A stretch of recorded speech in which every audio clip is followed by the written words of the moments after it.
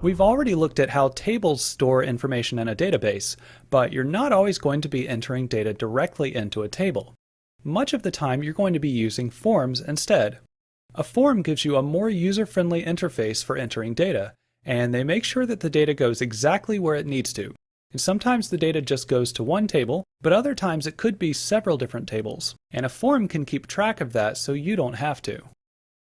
Right now we're looking at the customers form that was created for our database, and this gives us an easy way of adding or changing information in the customers table. The difference is here we can just focus on one record at a time, and there are also some specialized tools like drop-down boxes and buttons for saving, deleting, and printing. We can use a drop-down box to find an existing customer, and we could also type a last name to jump to a record. And when we click on the name, their information will appear in these fields where we can then edit it. And I'm just going to change this customer's address. Now some fields may have a validation rule that limits the type of data that can be entered. For example, here the state needs to be a 2-letter postal code, and if I try to type anything else, a window will pop up with instructions on how to fill it out correctly. And I'll change this back to NC. And when you're done, you can click Save. There's also a button to create a new record, which automatically clears all of the fields so we can type in a new customer's information. So if you wanted to, you could do most of these things by editing the table directly, but the form is going to be a little easier and faster to use. Now let's look at a slightly more complex form, and this is going to let us do things that we really couldn't do by just editing the tables. I'm going to open the Orders form, and this is what the employees will fill out when the customer places an order. Let's just walk through the process of creating a new order. When you click New Order, it clears all of the fields, and then you can choose the name of the customer that's placing the order.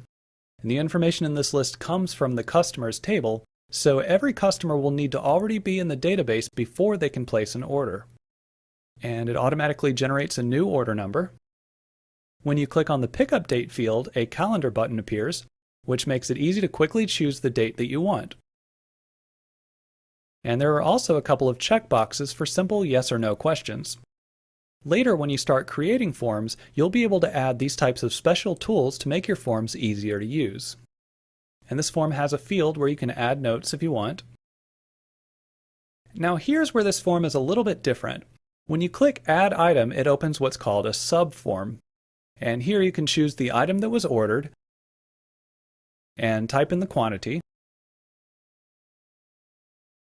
And sometimes it may take a few seconds to update. Then you can add another item, and you can do this as many times as you need to until the order is complete. Okay, now let's take a look at why forms are so important. When we place an order with this form, one of the tables that is modified is Order Items. Now it would be very difficult to edit this table directly. For instance, I don't know what menu item 156 is, and I don't remember which customer placed order number 7.